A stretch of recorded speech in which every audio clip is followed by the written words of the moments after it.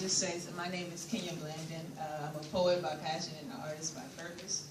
When my brother hit me up on Facebook and said, hey, I'm doing a liberation event for women, we're going to empower them, all this good stuff. And I'm like, yeah, okay, I write a poem to deal with our feelings because most of us women were sensitive or all the way cold-hearted. Every time I sat down to write, I just could not write. And normally I write and I can't stop writing, but for some reason this event I just couldn't get the poem together until 2 days ago. And I wrote something, and when I saw some of y'all walk in, all I could do was cry because I knew you were confirmation that what I wrote tonight was on purpose. It wasn't, oh God, let me write this so I can say this, or let me write this to glorify myself. It was, okay, so-and-so needs to hear this, so-and-so needs to hear that. Okay, God, I'll die to myself, whatever you want. Amen. We can do it tonight. So, I wrote a poem called Christian Statistics.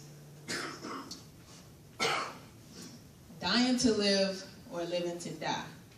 Eeny, meeny, miny, mo, which statistic am I? Every show that I perform at, the process of writing a poem usually goes like this. I pray and ask God what it is that He wants me to say. I go through a collection of old poems and those that are up to date.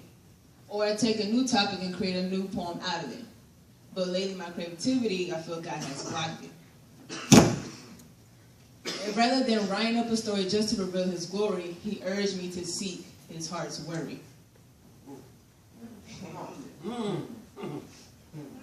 These are the latest statistics of Christians. Please take a listen. Though we are the largest religion in the world, we're only standing here in America at 48%, declining 1% each year. 9% of adults over 65 are not Christian. 32% of Christians under the age of 30 are not saved. Only 29% of adults make it to church. 66% of adults believe religion is losing its influence. 51% of adults believe the church is focused on money and power. 48% of voters are non-Christians. 52% of Christians believe other religions can also lead to eternal life. 45% of Christians believe abortion is acceptable. 36% of Christians believe it is okay to curse. 1 in 10 Christians actually read the Bible every day.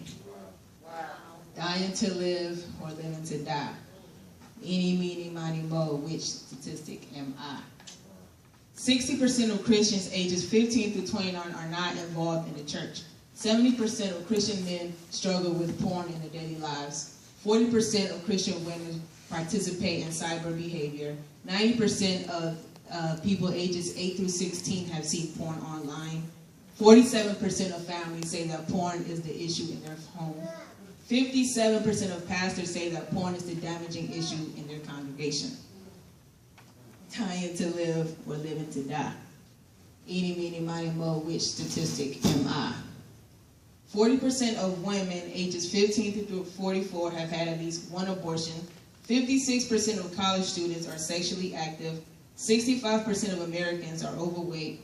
By the age of 17, 50% of teenagers will have had sex. 40% of today's 14-year-olds will become pregnant by the age of 19.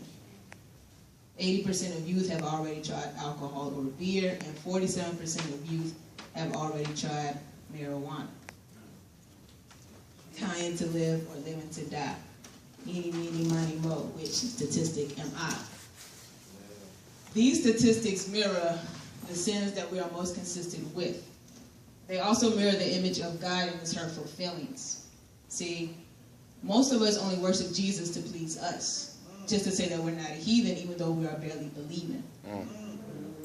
With churches on every corner, literally, how does Christianity even start to decline? The truth of the matter is our relationship with Jesus gets revealed over time. We receive daily verses on our Bible app, but do we ever open up the Bible on our lap? Wow. No wonder we go back to that sin that we were last falling into Satan's trap.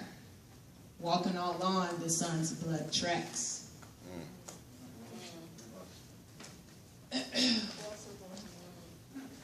There was a author by the name of Dr. Peter Stoner, who once was an atheist. He wrote a book called Science Speaks. If you and I were the writers of the Old Testament book, we would have came up with this, just like they did.